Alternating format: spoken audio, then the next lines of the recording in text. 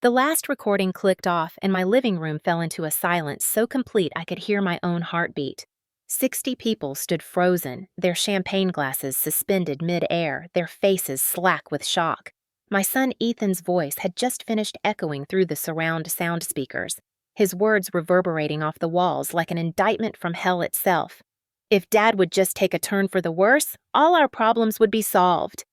The crystal champagne flute slipped from Serafina's manicured fingers. It shattered against the marble floor with a crack that snapped through the room like a gunshot. No one moved. No one breathed. They had all just heard in Ethan and Sera's own voices broadcast through our home's audio system every cruel word, every calculated scheme, every hope for my husband's death. Robert's hand trembled violently in mine. When I dared to look at his face, tears were streaming down his weathered cheeks, carving paths through skin that had suddenly aged a decade. His only son, the boy he had sacrificed everything for, had just been revealed as a thief, a fraud, and a man who had wished his own father dead. And every single person in this room had heard the proof. If you have ever felt betrayed by someone you loved with your whole heart, if you have ever been taken for granted by the people who should have cherished you, please stay with me through this story. Hit that like button, subscribe to hear more stories of resilience and justice, and drop a comment below telling me what you would have done in my position. Because what I am about to tell you is how I went from being a doormat to reclaiming my life, my dignity, and my future. Let me take you back to where it all began 6 months before that fateful birthday party, to the day I should have seen the writing on the wall but chose to ignore it because I loved my son too much to believe the truth. Robert had been away on a business trip for 2 weeks, his longest absence in years. Those 14 days had felt like an eternity. I had always struggled when he was gone, the house feeling too big and too empty without his presence. To fill the void, I had thrown myself into preparation for his return. I spent hours in the kitchen making his favorite dishes, pot roast with roasted vegetables, the apple pie his mother used to make the lasagna he loved so much. I bought fresh peonies, his favorite flower, and placed them in every room. I had the house deep cleaned, the windows washed until they sparkled, the hardwood floors polished to a mirror shine. I even went to the salon for the first time in months, getting my hair colored to cover the gray that had been creeping in, treating myself to a manicure. I wanted to look good for him, to remind him of the woman he had married 35 years ago. I wore the blue dress he loved, the one he said brought out my eyes, and waited by the window like a schoolgirl on her first date. When I heard his car pull into the driveway that Thursday evening, just after 6, my heart did that familiar flutter it had done for decades. I checked my reflection one last time in the hallway mirror, smoothed down my dress, touched my hair nervously, and rushed to the front door. I opened it just as Robert was climbing the front steps, his leather briefcase in one hand, his suit jacket draped over his arm. He looked tired. The lines around his eyes seemed deeper, the silver in his hair more pronounced. But when he saw me, his whole face lit up with that smile that had made me fall in love with him when I was just a young paralegal at his law firm, and he was the ambitious associate who always stayed late. "Maria," he said, using the nickname he had called me since our first date, "you look beautiful." He dropped his briefcase right there on the porch, not caring that it was expensive Italian leather, and pulled me into his arms. He smelled like airports and coffee and that cologne I had given him last Christmas. He kissed the top of my head, then my forehead, then finally my lips, and for a moment, everything felt perfect and right in the world. "I missed you so much," I whispered against his chest. "Not as much as I missed you," he replied. Then he pulled back slightly, that mischievous glint appearing in his eyes. "I brought you something. Robert, you did not need to do that. You being home is gift enough." But he was already reaching into his jacket pocket, pulling out a small velvet box. My breath caught. In 35 years of marriage, Robert had given me many gifts, but he had always had impeccable taste, and a small velvet box usually meant something very special. He opened it slowly, dramatically, building the anticipation the way he always did. Inside was a necklace that literally took my breath away. The center stone was a brilliant cut diamond, at least 2 carats, surrounded by smaller diamonds arranged in an intricate floral pattern. The platinum chain was delicate but clearly high quality. The way it caught the light from our crystal chandelier sent rainbows dancing across the walls of our foyer. "Robert," I breathed. "It is too much. When did you even have time to shop? I made time." His voice was tender. 35 years, Maria. 35 years of you being my rock, my partner, my everything. You deserve diamonds. You deserve the world." I felt tears prickling at my eyes. This was why I loved this man. After all these years, he still knew how to make me feel cherished. I reached for the box, my fingers trembling slightly with emotion and anticipation. But before my fingers could touch the velvet, before I could thank him or kiss him, or do any of the things I wanted to do, a hand shot out from behind me and snatched the box from Robert's grasp. The movement was so sudden, so aggressive, that I actually gasped and stumbled backward. I spun around to find my son Ethan standing there in the hallway. He must have come in through the back door. He was wearing an expensive suit Tom Ford, if I was not mistaken, and his dark hair was styled with that careless perfection that probably took half an hour to achieve. But it was his expression that made my blood run cold. There was no warmth there, no happiness at seeing his father after 2 weeks away. Just a cold, calculating assessment as he held the necklace up to examine it. "Ethan, what are you doing?" I asked, trying to keep my voice steady, even as my heart was pounding. He did not even look at me. His eyes stayed fixed on the necklace, turning it this way and that to see how the diamonds caught the light. When he finally spoke, his voice was casual, almost bored, as if what he was about to say was the most obvious thing in the world. "Mom has enough jewelry already, Dad. This would look much better on Sera. She needs something worthy of our family status, something that makes a statement about who we are." The words hit me like a physical slap. Our family status. As if I was not part of that family. As if I had not given up my own career as a paralegal to raise him to be there for every school play and soccer game and parent-teacher conference. As if I had not spent countless sleepless nights when he was a colicky baby, or driven him to hockey practice at 5 in the morning for years, or helped him study for the bar exam, or stood by him through every triumph and failure of his life. Robert's face flushed red. "Ethan, that is completely inappropriate. This is a gift for your mother. I picked it out specifically for her."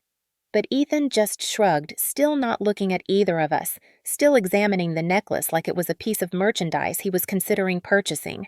"Come on, Dad. Be reasonable. Mom never goes anywhere fancy anymore. She doesn't need something like this." "But Sera has events to attend, Gala's charity functions. She needs to look the part." This would be perfect for her. Before either Robert or I could respond, before I could process what was happening, Serafina appeared at the top of the stairs. She descended slowly, deliberately, one hand trailing along the banister, her movements calculated for maximum effect. She was wearing a silk dress in ivory that probably cost more than my entire wardrobe, her blonde hair falling in perfect waves over her shoulders. Her makeup was flawless, her jewelry understated but clearly expensive. She looked like she had just stepped out of a fashion magazine. Sera had been in our lives for 3 years. Ethan had met her at a charity gala where she was working as an events coordinator for one of the city's premier event planning companies. He had been immediately smitten, and I had tried to be happy for him. He was my only child, my son, and if he was happy, I wanted to be happy too. But from the very first time I met Sera, something had felt off. She was charming, certainly. Beautiful, undeniably. But there was something calculating in the way she looked at things at our home, at Robert's expensive watch, at the artwork on our walls. It was as if she was constantly doing mental arithmetic, calculating value and worth. And the way she looked at me when she thought no one was watching was cold.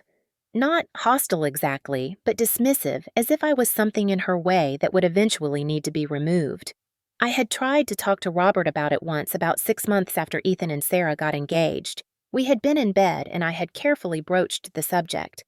"Do you ever feel like Sera is a bit cold, a bit calculating?" Robert had laughed it off. "You are just being protective of Ethan.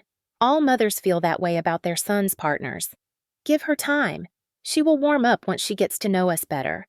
But she had not warmed up. If anything, she had grown more distant, more proprietary, more entitled. And now here she was gliding down our stairs like she owned the place. "Oh, is that for me?" Her voice was bright, cheerful, the perfect imitation of surprised delight. "Ethan, you shouldn't have." She knew perfectly well it was not for her. She had heard the entire conversation, but she took the necklace from Ethan's hand with a smile, turned to the antique mirror in our hallway, and fastened it around her neck. The diamonds sat perfectly against her collarbone, and she turned her head this way and that, admiring herself. Then she turned to me, and that smile was still on her face, but her eyes were hard as ice. "Thank you so much, Mom.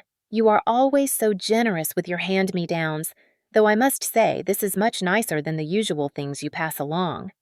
I stood there in the hallway of my own home in the dress I had carefully chosen with the hair I had spent an hour having done, watching my daughter-in-law wear the anniversary gift my husband had chosen for me.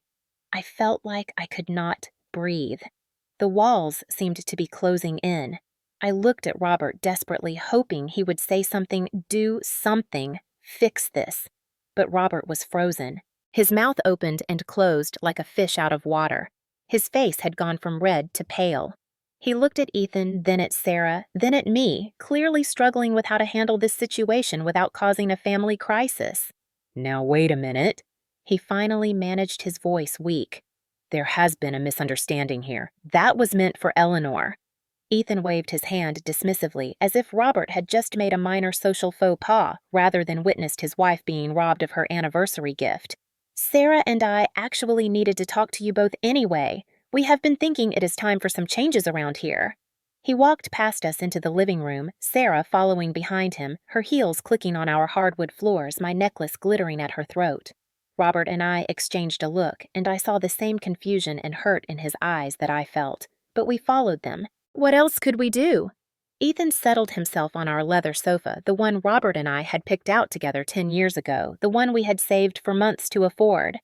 Sera sat beside him, curling her legs under her in a way that was somehow both casual and possessive. They looked like they were holding court. Ethan did not waste time with pleasantries. "Dad, you and Mom have done an amazing job with this house. Really, it is great. But let us be honest, it is stuck in the past. All this dark wood, these heavy drapes, the traditional furniture, it is dated. It is time to bring this place into the 21st century. Sera jumped in seamlessly as if they had rehearsed this. "I have been working with an interior designer. We have the most incredible plans. We are talking about opening up these walls to create a more open concept space, replacing all this heavy furniture with clean modern pieces, getting rid of these old carpets and putting in polished concrete floors. In that kitchen," she shuddered dramatically, "it needs to be completely gutted and redone. This house is fine the way it is," I said, finding my voice finally. "We like it this way. We chose everything carefully. It has character history." Sera looked at me with that patient expression people use when they are dealing with someone they consider simple-minded. "Mother Eleanor, I understand you have emotional attachments to these things, but you have to think about the future. Ethan and I will be taking over eventually. Would not you rather see the improvements now while you can enjoy them too?" Taking over. Robert's voice was sharp. "What are you talking about? This is our home." "Of course it is," Ethan said smoothly. "But realistically, Dad, you are not getting any younger. Your heart condition, the stress of the firm, it all takes a toll. Sera and I are just trying to plan ahead. Think of it as preparation for the natural transition of assets from one generation to the next." I felt sick. Natural transition of assets. He was talking about our home, our life, like it was a business transaction. And the way he mentioned Robert's heart condition so casually, as if it was just another factor in their calculations, rather than something we worried about every single day. Robert stood up abruptly. "I think you two need to leave now. We can discuss this another time when we are all calmer." But Ethan did not move. He just looked at his father with something that might have been pity. "Dad, I am trying to help. I am trying to modernize our family's image. Sera comes from a very prestigious family, and frankly, this place is embarrassing when we have to entertain her friends and colleagues. Embarrassing. Our home was embarrassing. The home we had poured our hearts and savings into for 20 years was an embarrassment to our son." "Get out," I heard myself say. My voice was shaking but firm. Get out of our house. Now. Sera stood up gracefully, that smile still plastered on her face. Of course, we did not mean to upset anyone. We just thought it would be easier to discuss these things now rather than later. She touched the necklace at her throat. Thanks again for this. It really is exquisite. They left through the front door, and I watched through the window as they climbed into Ethan's BMW, a car that Robert had co-signed the loan for. As they drove away, I caught a glimpse of Sera laughing, her head thrown back, the diamonds at her throat, catching the evening light. That night at dinner, an uncomfortable silence hung over the table. I had made the pot roast just as I had planned, but neither of us had much appetite. We pushed food around our plates, both lost in our own thoughts. I am sorry, Robert finally said. I should have stopped him from taking that necklace. I should have been firmer. It is not your fault, I replied automatically, though part of me wanted to scream that yes, it was partly his fault. He had always had a blind spot where Ethan was concerned. Ethan was his only son, his heir, the one who would carry on the Vance name and legacy. But Robert continued looking miserable. He has never behaved like that before. I do not understand where this is coming from. Maybe Sera is a bad influence. Maybe we just need to give him some time to realize what he is doing. I wanted to believe that. God, how I wanted to believe that this was just a phase, that my sweet boy was still in there somewhere. So I nodded, and we finished our meal in silence, and we went to bed without speaking of it again. That first night, I convinced myself it was an aberration. By the next morning, I had almost rationalized it away. Ethan had always been a bit entitled, a bit spoiled. We had given him everything, perhaps too much. This was just him being thoughtless, not malicious. Sera was probably pushing him to be more ambitious, to think bigger. That was not necessarily a bad thing, but I was wrong. So terribly, horribly wrong. 3 days later, I came home from my weekly volunteering at the library to find Sera in our house. She had let herself in with the spare key we had given Ethan years ago for emergencies. She was in our living room measuring the windows with a tape measure, making notes on a tablet. "Oh, hi, Mother Eleanor," she said casually when I walked in. "I hope you do not mind. I wanted to get some measurements for the new curtains I am ordering." "I do mind, actually. This is our home. You cannot just let yourself in whenever you want." She looked up from her tablet, her expression one of exaggerated patience. "But I am family, and we are going to be making all these improvements. I thought you would be happy that I am taking initiative. We have not agreed to any improvements. And even if we had, you would need to ask permission before coming into our home." Sera set down her tablet and walked over to me. She was several inches taller than me, especially in her heels, and she used that height to her advantage, looking down at me with barely concealed contempt. "You need to face reality. Ethan is the future of this family. I am his wife. This house will be ours eventually. You can either embrace that and work with us, or you can be difficult and make things unpleasant for everyone." My hands were shaking. I wanted to throw her out, to tell her she had no right to speak to me that way in my own home, but I was raised to be polite, to avoid confrontation, to keep the peace. So instead of screaming like I wanted to, I just said quietly, "Please leave. Now." She gathered her things slowly, deliberately, making it clear that she was leaving because she chose to, not because I asked. As she walked to the door, she paused by the side table where I kept photos of our family. She picked up my favorite one, a picture of Robert, Ethan, and me from Ethan's college graduation. We were all smiling, arms around each other, happy. "You know," she said conversationally, "it is going to be so nice when we replace all these old photos with new ones. More modern frames, better quality prints. This one especially," she wrinkled her nose. "The lighting is terrible. Your hair looks gray, even though I am sure it was not back then." She set the photo down, but not quite where it had been, slightly askew, and left. I stood in my living room shaking with anger and humiliation, and that was when I should have acted. That was when I should have called a locksmith and changed the locks. That was when I should have sat Robert down and insisted we address this immediately. But I did not. I straightened the photo, I smoothed my hair, and I told myself I was overreacting. The next incident came 4 days later. Robert and I were hosting a small dinner party for some of his colleagues from the firm. I had spent all day cooking, cleaning, setting the table with our good china. Everything was perfect. The roast was in the oven, the vegetables were prepped, The table looked beautiful with fresh flowers and candles. Ethan and Sera showed up uninvited just as our guests were arriving. "We thought we would crash the party," Ethan announced cheerfully, kissing my cheek as if everything was normal. Sera brought wine. I pulled him aside in the kitchen while Sera was charming our guests in the living room. "Ethan, you can't just show up like this. I only prepared food for 6 people, so throw another couple of steaks on Mom. What's the big deal? You always make too much food anyway." Throughout the dinner, Sera dominated the conversation. She talked about her prestigious family, her connections in the city's social circles, the charity work she was doing. She casually mentioned that Ethan and Robert were partners in the firm, which was not true. Ethan was an associate, not a partner. When I tried to correct her, she talked right over me.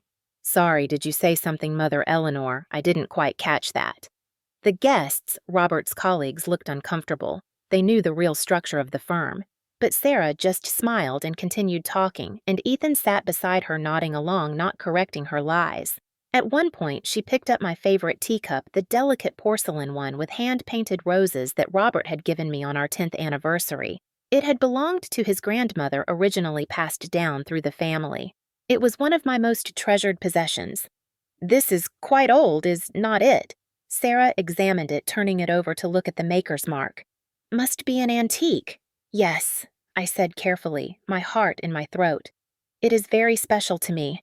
Robert's grandmother brought it over from England." Sera was nodding, but she was not really listening. She was looking at it with that calculating expression again. Before I could take it from her, her hand seemed to slip. The cup fell to the hardwood floor and shattered into dozens of pieces. The sound seemed unnaturally loud in the sudden silence. "Oh my goodness!" Sera gasped, her hand flying to her mouth. "I am so clumsy. I am terribly sorry, Mother Eleanor." She did not sound sorry. She sounded satisfied. I looked at her face and saw no real remorse, just that same cold assessment. And that was when I knew with absolute certainty that she had dropped it on purpose. I knelt down and began picking up the pieces, each shard feeling like a piece of my heart. My hands were shaking so badly I could barely hold them. Tears were burning in my eyes, but I refused to let them fall, not in front of our guests, not in front of her. "Do not worry about it, babe," Ethan said to Sera, his arm going around her waist. "Mom will appreciate having something new anyway, something that fits better with the changes we are planning to make." One of Robert's colleagues, an older gentleman named Henry, who had been at our wedding, cleared his throat uncomfortably. "Eleanor, I am so sorry about your cup. I know it meant a lot to you." That simple acknowledgement of my loss almost undid me. I gathered the remaining pieces into my napkin and stood up. "Please excuse me for a moment." I went to the kitchen and stood at the sink, holding my napkin full of broken porcelain, and let silent tears fall. I could hear Sera's voice from the dining room, smooth and charming, as if nothing had happened. I could hear Ethan laughing at something she said, and that was when the rage started to build. But I pushed it down. I washed my face, fixed my makeup, and returned to the dinner party. I smiled and served dessert and thanked our guests for coming. And when everyone finally left and Ethan and Sera had gone home, I cleaned up in silence while Robert tried to comfort me. "It was just a cup," he said gently. "We can find another one." It was not just a cup I wanted to scream. It was a symbol of everything they were taking from me. But I just nodded and finished loading the dishwasher. The pattern continued over the next few weeks. Things would go missing from our house. My expensive silk scarf that Robert had brought back from Paris disappeared. I found it days later in the trash, covered in lipstick stains and what looked like red wine. When I confronted Sera about it, she claimed she had needed something to clean up a spill and had not realized it was important to me. A painting that Robert's mother had given us, not valuable but deeply sentimental, was suddenly gone from the hallway. When I asked about it, Sera said she had taken it to be cleaned and reframed as a surprise for us. It came back a week later in a garish modern frame that completely destroyed its character. Jewelry started disappearing from my jewelry box. Nothing huge at first, just small pieces. A bracelet Robert had given me for our 20th anniversary. The pearl earrings I had inherited from my mother. When I brought it up at a family dinner, Sera looked concerned and suggested that perhaps I was becoming forgetful. Maybe you should see a doctor about your memory, Mother Eleanor. It happens at your age. I was only 55, but the implication was clear. I was old, forgetful, not to be trusted with my own belongings or my own memories. Robert tried to defend me, but Ethan backed up Sera. Mom has been a bit scattered lately, Dad. We have noticed it too. Maybe she is right. Maybe a checkup would not be a bad idea. The gaslighting was systematic and cruel. Every time I protested, they made me feel like I was being unreasonable, paranoid, senile. And the worst part was that I started to doubt myself. Had I forgotten where I put that bracelet? Was I being too sensitive about the changes they wanted to make? 6 weeks after the necklace incident, I was upstairs organizing the linen closet when I heard voices from downstairs. Ethan and Sera had let themselves in again. They did not know I was home. My car was at the mechanic's, and Robert had dropped me off that morning. I was about to go downstairs and announce my presence when I heard Sera's voice, sharp and mocking in a way she never used when she knew I was around. That old woman actually thinks this is still her house. Did you see her face when I dropped that hideous teacup? I thought she was going to cry right there in front of everyone. Ethan laughed. It was the laugh of someone who found cruelty amusing. Mom has always been too attached to things. She needs to learn to let go. I stood at the top of the stairs, my hand gripping the banister, every muscle in my body tensed. "So, when is your dad actually going to sign over the deed?" Sera asked, and I could hear the impatience in her voice. "We have been patient, but I want to start the renovations. My designer has the most amazing plans." "Soon." Ethan's voice was confident. "I have been working on him. His health is not great, and he is worried about what happens if something goes wrong. He wants to make sure the house and assets are protected. I have convinced him that transferring everything to me now is the smart legal move. Once he signs, we can do whatever we want. Mom won't have any say in anything, and if she tries to stop us—" Ethan laughed again, that cruel sound that was nothing like the laugh of the boy I had raised. "Come on, Sera. You have met my mother. She is the most passive person in the world. She will just keep taking whatever we dish out. She is too weak to fight back. She never has been able to stand up for herself, and she is not going to start now. Too weak to fight back. My son thought I was weak. My son was plotting to steal my home out from under me, and he thought I would just accept it. What about all her jewelry?" Sera continued. "I have gotten some of the smaller pieces, but I want that diamond tennis bracelet. The one from her mother. That thing must be worth at least $30,000. Already working on it. I will say Dad needs to put valuables in a safety deposit box for insurance purposes. Once it is in my name, it is ours." They talked for another 10 minutes about their plans, about how they would force me out once they had legal control, about how they would sell most of our belongings and replace everything with modern furniture, about how Robert would probably only last a few more years with his heart condition, and then they would have complete control over everything. The most chilling part was when Sera said almost casually, "Honestly, how long can the old man hang on anyway? He is already sick. If he would just, take a turn for the worse. Naturally, we could skip all this waiting and just inherit everything." Ethan did not object. He did not say that was going too far. He just laughed and said, "Sera, you are terrible. But yeah, Dad's doctors have said his heart is bad. If he had another episode, there is a good chance he would not make it. Then all our problems would be solved."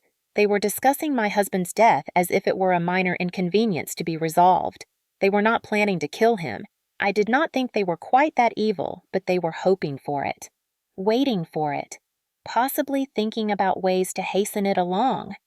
I stood at the top of those stairs for a long time after they left my mind reeling. Then very carefully, very calmly, I walked downstairs, picked up the phone, and called someone I had not spoken to in years. Michael Evans answered on the 3rd ring. Mike had been my high school boyfriend before I met Robert. We had remained friends over the years' Christmas cards and the occasional coffee when he was in town. He had become a private investigator specializing in domestic cases, fraud, and elder abuse. "Mike," I said, and my voice was steady despite the tears streaming down my face. "I need your help." My son and his wife are trying to steal everything from me, and they are hoping my husband dies soon so they can inherit it all. I need to stop them." There was a long pause. Then Mike said, "I will be there in an hour. Do not do anything, do not say anything to anyone. Just wait for me." That hour was the longest of my life. I sat in our living room in the house I loved, surrounded by memories and possessions that Sera was systematically stealing or destroying, and I made myself a promise. I would not be weak. I would not be passive. I would fight for what was mine for Robert, for our life together, and they would never see me coming. When Mike arrived, I told him everything. Every incident, every cruel comment, every missing piece of jewelry, every conversation I had overheard. He listened carefully, taking notes, and when I finished, he looked at me with an expression that mixed sympathy and determination. "Eleanor, what your son and daughter-in-law are doing is called elder abuse. It is financial manipulation, emotional abuse, and possibly conspiracy to commit fraud. But we need evidence. Lots of it. The kind of evidence that will hold up in court and convince Robert that his son is not the man he thinks he is." He pulled out a small case from his bag and opened it. Inside were tiny cameras and recording devices, some so small they looked like buttons or pins. "I can teach you how to use these, how to place them where they will not be found, how to document everything. But you need to understand this is going to be hard. You are going to have to watch and listen to things that will break your heart. You are going to have to pretend everything is normal while you gather evidence. Can you do that?" I thought about Ethan calling me weak. I thought about Sera laughing as she destroyed my teacup. I thought about them hoping Robert would die. "Yes," I said firmly. "Tell me what I need to do."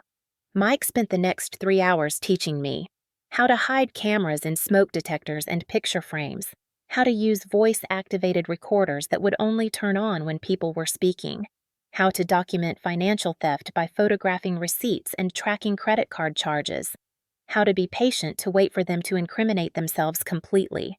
The hardest part was not telling Robert. Mike advised against it. He is their primary target, and right now he is in denial about what Ethan is really doing. If you tell him too soon, he might confront them and they will be more careful. We need to let them think they are getting away with it, let them get confident and sloppy. So I became a spy in my own home. I placed cameras in every common room hidden in plain sight. The smoke detector in the living room now had a camera. The fancy pen holder on the hallway table was actually a recording device. The small landscape painting in the dining room had a tiny camera behind the frame. And then I waited. They came back 2 days later once again, letting themselves in without permission. I was supposedly at my book club, but I had actually come home early and was upstairs in the guest room watching the live feed from the cameras on my laptop. Sera went straight for my jewelry box. She did not even pretend to be subtle anymore. She dumped the entire contents onto my bed and began sorting through everything, setting aside the most valuable pieces. She held up my mother's diamond tennis bracelet, admiring it in the light. "This is definitely coming with us. And these pearl earrings. The rest of this stuff is basically costume jewelry." She made a dismissive gesture at the remaining pieces, things that might not be worth much money, but meant the world to me. Ethan was going through our home office photographing documents. He photographed our bank statements, the deed to the house Robert's will investment portfolios. He was building a complete picture of our finances. "Have you talked to that lawyer yet?" Sera asked, still sorting through my jewelry. "The one who is going to help us with the document forgery if your dad does not sign willingly." My stomach dropped. They were not just planning to pressure Robert. They had a backup plan to forge his signature. "Yeah, I met with him yesterday." Ethan's voice was calm, matter-of-fact. "He says as long as we have good samples of Dad's signature, he can create something that will pass initial scrutiny. It won't hold up to a forensic analysis, but by the time anyone thought to check, we would already have sold this place and moved the money around." What about Eleanor? What about her? She will be devastated, sure, but what's she going to do? She has no money of her own. Dad controls everything. Once we have the house and the accounts, she will have no choice but to accept it. We will give her some monthly allowance to keep her quiet. That will be enough. Sera laughed.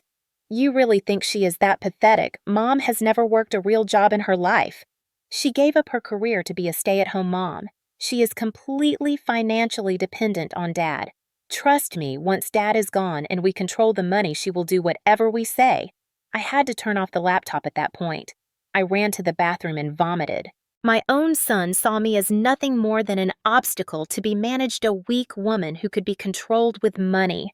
His wife was stealing my belongings and laughing about it, and they were both counting the days until Robert died. But I did not cry. I cleaned myself up, opened the laptop again, and kept watching. And I documented everything. Over the next 6 weeks, I gathered a mountain of evidence. I recorded conversations where they discussed forging signatures, where Sera mocked Robert's declining health, where Ethan detailed his plans to sell our home immediately after Robert's death. I captured video of Sera going through our belongings, stealing jewelry, photographing documents, even measuring rooms for her planned renovations. I tracked every piece of jewelry she stole. With Mike's help, I visited pawn shops and jewelry stores throughout the city. We found my mother's bracelet at an upscale consignment shop. The store had security footage of Sera selling it.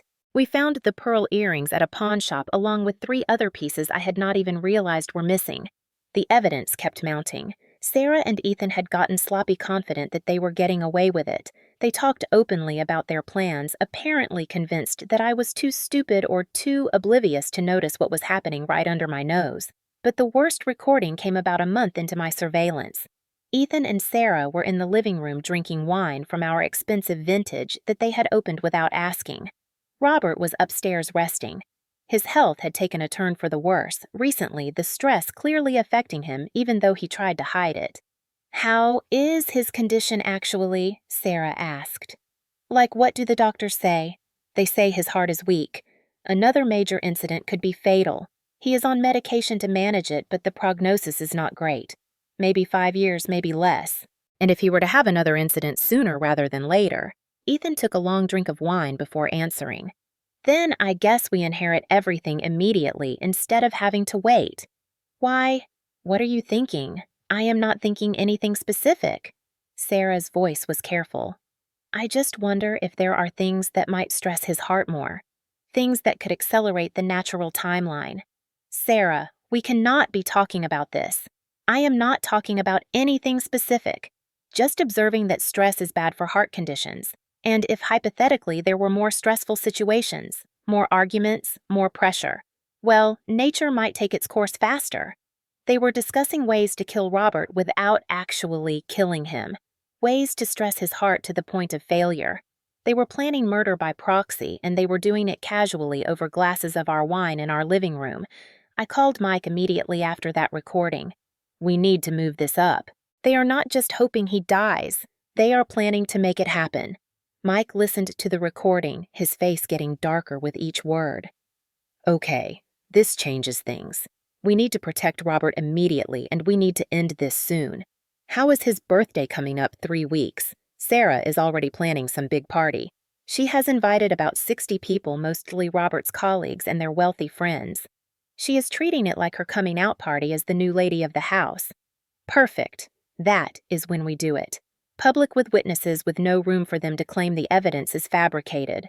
But Eleanor," he looked at me seriously, "once we do this, there is no going back. Your relationship with Ethan will be destroyed." "Are you prepared for that?" I thought about the son I had raised, the boy who used to make me Mother's Day cards and tell me I was the best mom in the world. Then I thought about the man he had become, the one who called me weak and pathetic, who discussed my husband's death like it was a business transaction. "That relationship is already destroyed," I said quietly. "He killed it the moment he decided I was not worth his respect." The next 3 weeks were the hardest of my life. I had to pretend everything was normal while knowing what they were planning. I had to sit across from them at dinners while they smiled and made small talk, knowing that they were hoping Robert would have a heart attack. I had to watch Sera wear my stolen jewelry and act like I did not notice. But I also had to protect Robert without telling him why. I started managing his schedule more carefully, making sure he got plenty of rest. I monitored his medication religiously. I reduced the stress in the house as much as possible. I did everything I could to keep him healthy until we could execute our plan. Robert noticed the change in me. One evening, about 2 weeks before his birthday, he found me in the kitchen chopping vegetables for dinner with an intensity that probably seemed excessive. "Maria," he said gently, taking the knife from my hands, "talk to me. You have been different lately. Distant. Is everything okay?"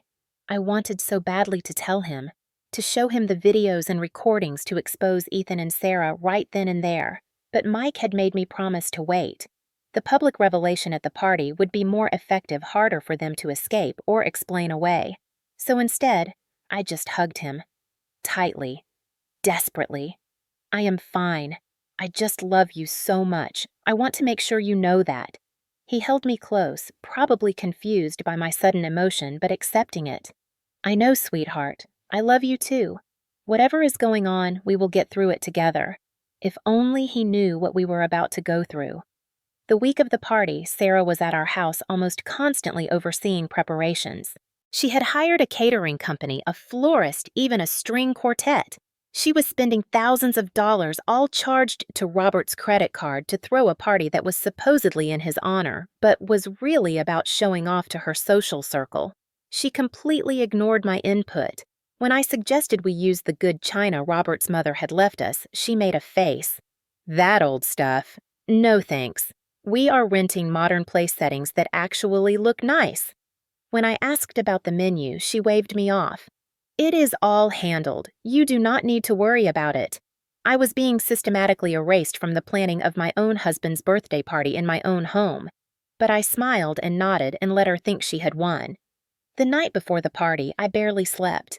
Mike had come by earlier to set up additional recording equipment to make sure everything would work perfectly. Jessica Chin, the lawyer he had recommended, had reviewed all our evidence and confirmed we had more than enough for criminal charges.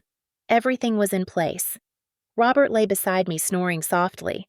In the moonlight filtering through our curtains, I could see his face peaceful in sleep. He looked older than his 60 years, the stress of the past months clearly visible even in rest.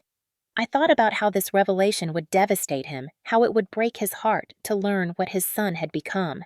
But I also thought about the alternative. If we did nothing, they would steal everything. They might even succeed in stressing Robert to the point of a fatal heart attack, and I would spend the rest of my life controlled and dismissed by people who saw me as nothing more than an inconvenient obstacle. No, better a broken heart that could heal than a life of continued abuse. The morning of the party, our house was transformed. White flowers everywhere, catering staff setting up tables, the string quartet doing a sound check in our living room. Sera was in her element, directing everything like a general commanding troops. She had even hired a photographer to document the event. Ethan arrived around noon, looking confident and successful in an expensive suit. He kissed my cheek, a gesture that felt like a mockery given what I knew. "Big day, Mom. Dad is going to love this." I just smiled. Yes.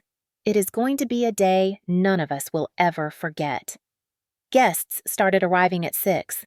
Robert's partners from the firm, old college friends, distant relatives, including his nephew Daniel, who I had always been fond of. Daniel pulled me aside at one point.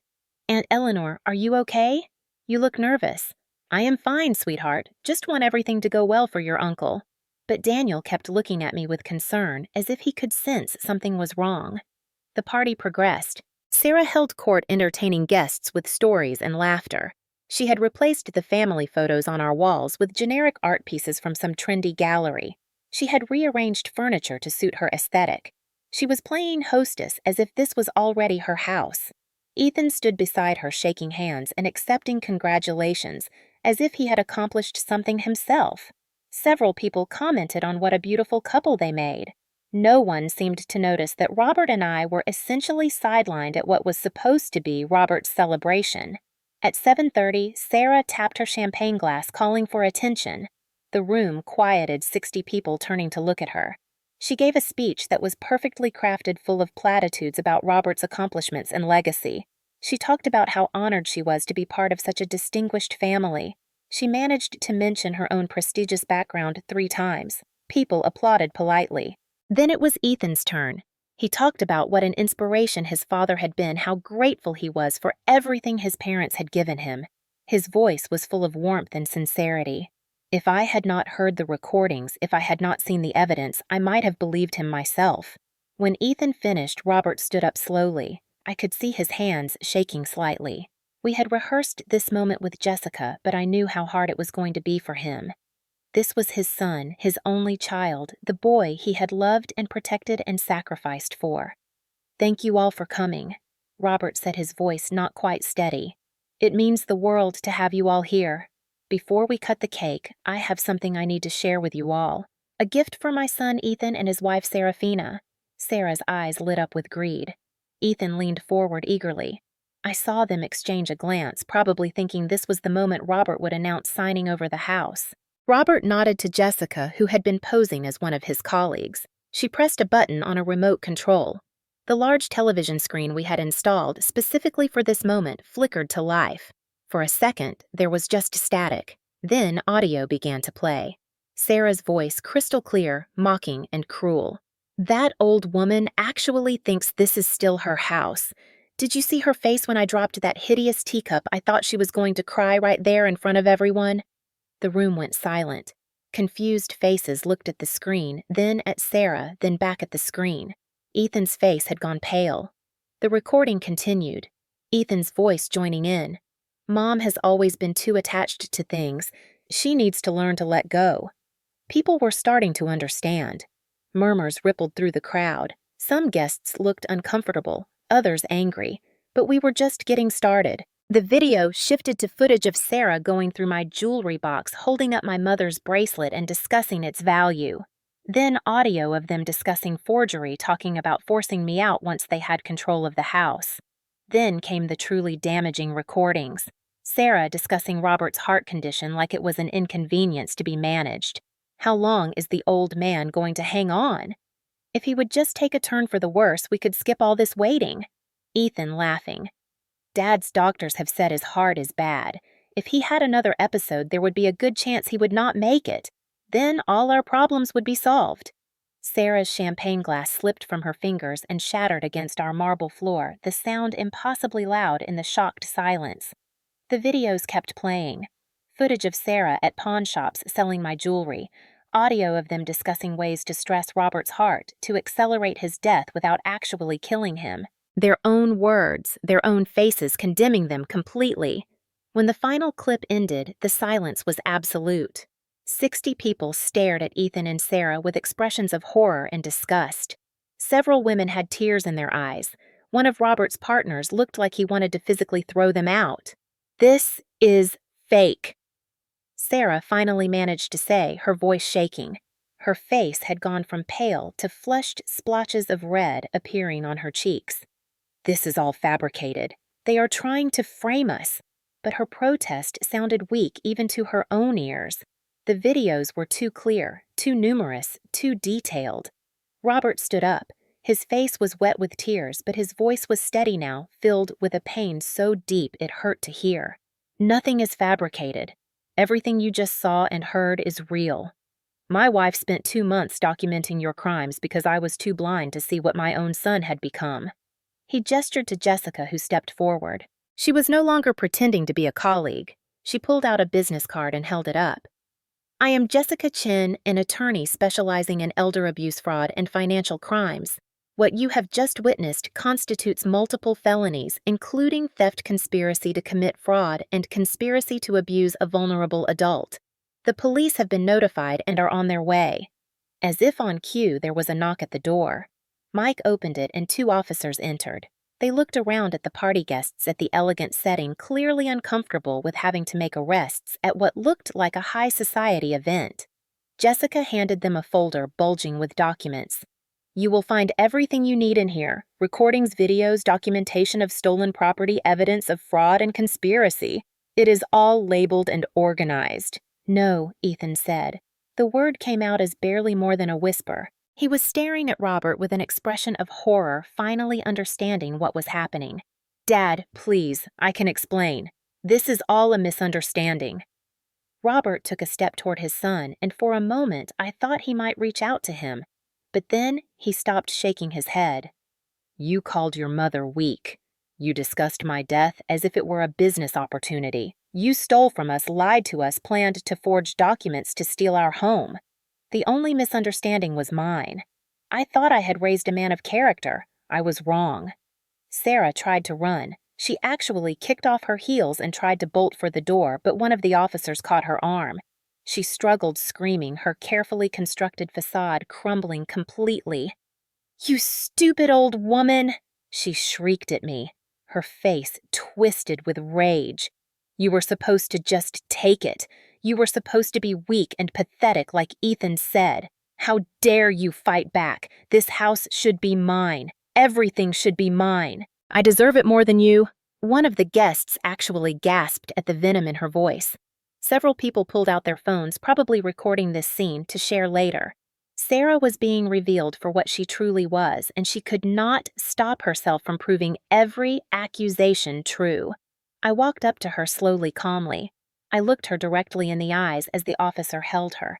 My voice was quiet but clear, and everyone in the room could hear me. "You underestimated me.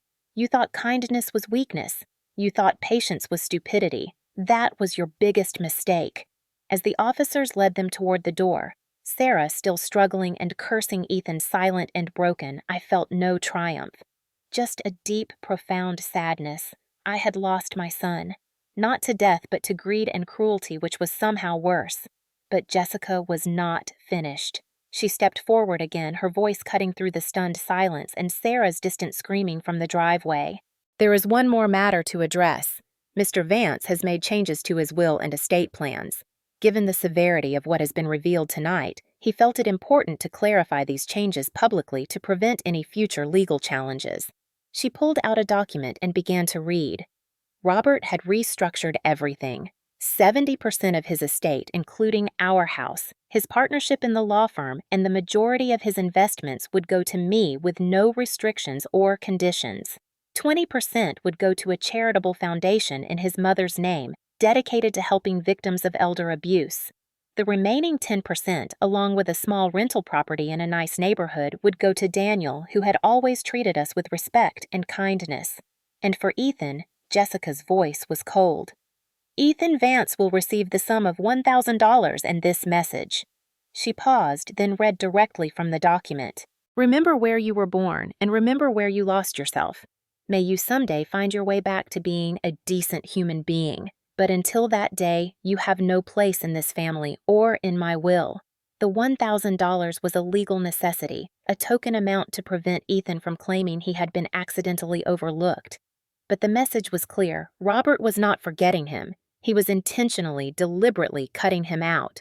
Some of the guests started to leave, then the mood of celebration thoroughly destroyed. But many stayed, coming up to Robert and me to offer words of support, to express their shock and sympathy. Some of them clearly felt guilty for not noticing what was happening, for not seeing through Sera's charm offensive. Henry, the colleague who had been at our wedding, hugged me tightly. "Eleanor, I am so sorry. We all should have seen it. The way she pushed you aside, the way Ethan talked over you. We should have said something." "You could not have known," I said, though part of me agreed with him. So many people had witnessed pieces of the abuse but had dismissed it as family dynamics, as generational differences.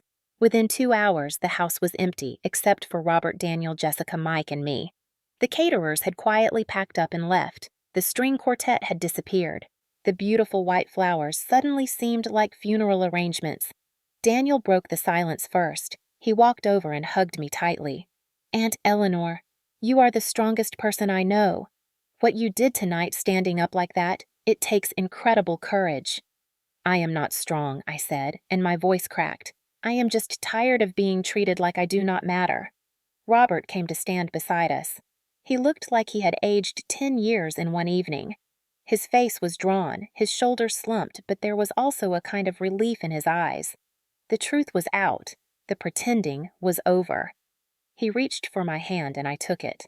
We stood there together in our living room, surrounded by the ruins of our son's betrayal, and just held on to each other. The legal proceedings that followed were long and ugly.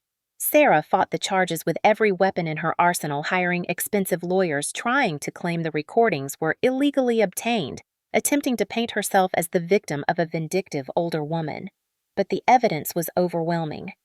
18 months after that birthday party, she was convicted of elder abuse theft and conspiracy to commit fraud. She received a sentence of 4 years in prison, 3 years of probation, and was ordered to pay full restitution for everything she had stolen. Ethan's case was more complex because he cooperated. Once confronted with the full extent of the evidence, he pleaded guilty to everything. He wrote a long letter apologizing to both Robert and me. In it, he claimed that Sera had corrupted him, that he had lost himself trying to keep her happy, that he knew he had become someone unrecognizable. Robert never opened that letter. He could not. The man who received it put it in a drawer unopened, and as far as I know, it is still there. I opened it once, read it, and felt nothing but sadness. The apologies felt empty too, little too late. Ethan received a suspended sentence contingent on completing therapy and paying restitution, but Robert made it clear he wanted no contact. The hardest part was not the legal battles or the money or the stolen jewelry. It was the loss of hope. Hope that my son was still in there somewhere. Hope that family bonds could overcome greed. Hope that love was stronger than cruelty. But we survived. We did more than survive. We rebuilt. The first thing we did was change the locks on every door. Then we went through the entire house room by room, reclaiming it. We kept the things that mattered to us, got rid of everything Sera had brought in or changed. We repainted walls, replaced furniture, made it ours again. It was like an exorcism, driving out the presence of people who had tried to steal our home. Robert's health improved dramatically once the stress was removed. His cardiologist was amazed at how much better his heart function became in just a few months. It turns out that living with toxic people really does make you physically sick, and removing them really does help you heal. Daniel became a regular presence in our lives. He would come over for Sunday dinners, help Robert with yard work, keep me company when Robert was at the office. In many ways, he became the son. We had thought we had the family member who cared about us for who we were rather than what we owned. We traveled. We took all those trips we had been putting off. We went to Italy and walked through ancient ruins. We spent a month in New Zealand hiking and exploring. We reminded ourselves why we had fallen in love in the first place, rediscovering each other without the weight of Ethan and Sera's toxicity pulling us down. 6 months after the trial, I was in the garden on a clear spring morning pruning the roses that had come back beautifully after a hard winter. They had looked dead brown and withered, but with care and time, they had bloomed again. I found the metaphor almost too obvious, but no less meaningful. Robert came out with 2 cups of coffee and sat beside me on the bench he had built years ago. "Do you ever regret it?" he asked quietly. "The way we handled things. The public nature of it. Losing Ethan." I thought about it carefully. I looked at our home, beautiful and peaceful again. I thought about the freedom of not walking on eggshells every day, not finding my belongings missing, not hearing cruel whispers. I thought about Robert's improved health, about the peace we had found. "I regret that it was necessary," I said slowly. "I regret that my son became someone who required that kind of response. But no, I do not regret doing it. They were destroying us, Robert. They were destroying you. If I had stayed silent, if I had continued to be the weak, passive woman they thought I was, where would we be now?" Robert nodded, tears in his eyes. "You saved us, Maria. You saved our life, our home, our dignity. You saved me." "We saved each other," I corrected gently. "That is what partners do." As the sun rose higher, warming my face, I felt something I had not felt in years. Real deep peace. I was no longer the woman who had watched her anniversary gift given away. I was no longer the woman who had swept up the pieces of her broken teacup and said nothing. I was no longer the woman who had pretended not to hear when she was called weak. I had found my strength, and I had used it not for revenge, but for protection, for justice, for love. 3 years have passed since that birthday party. Robert and I are still here, still together, still rebuilding. Ethan completed his therapy and his restitution payments. He sent a message through his therapist asking if we would be willing to meet with him. Robert said no. I have not decided yet. Maybe someday when enough time has passed and if he has truly changed, but not yet. The wounds are still too fresh. Sera was released from prison 6 months ago. She immediately tried to contact us through various intermediaries, claiming she wanted to apologize and make amends. We blocked every attempt. Some people do not deserve second chances, and Sera is one of them. Daniel got engaged last month to a lovely woman who treats him with genuine love and respect. He asked Robert to stand up with him at the wedding, and Robert cried when he said yes. We are helping them with the down payment on their first house, and it feels good to help young people who appreciate it rather than feel entitled to it. The charitable foundation we established in Robert's mother's name has helped dozens of families dealing with elder abuse. We have funded legal aid for victims who cannot afford attorneys. We have supported therapy programs for people traumatized by family betrayal.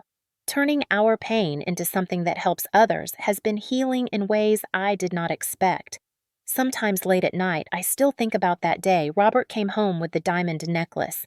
I think about how different everything would be if Ethan had just let me have that gift, if Sera had not been so greedy, if they had valued family more than money. But then I remember that the necklace was never really the issue. It was about respect, about love, about basic human decency. And those were things they could never give us. I learned something important through all of this. I learned that the most dangerous position you can put yourself in is being underestimated by people who think they can abuse you without consequences. I learned that kindness is not the same as weakness, that patience is not the same as acceptance, and that sometimes the most loving thing you can do is establish firm boundaries. Most importantly, I learned that it is never too late to fight for yourself. I was 55 years old when I started that surveillance, when I became a spy in my own home, when I decided I was worth defending. Society tells us that by that age, we should be settling down, accepting things as they are, not making waves. But that is nonsense. I was worth fighting for at 25, and I was worth fighting for at 55, and I will be worth fighting for at 75. Have you ever been called weak when you were really just being kind? Have you ever had to choose between keeping peace and standing up for yourself? Remember this: patience is not weakness. Kindness is not defeat. And sometimes the strongest thing you can do is refuse to accept unacceptable behavior anymore. I refused to be a victim. I refused to let greed destroy what love had built. And in doing so, I discovered that the woman I had been all along was so much stronger than anyone, including myself, had ever realized. What would you have done in my situation? Have you ever had to stand up to toxic family members? Share your story in the comments below. Hit that like button if this story resonated with you, and subscribe for more stories about resilience, justice, and reclaiming your power. Remember, you are never too old, never too tired, and never too broken to fight for the life you deserve.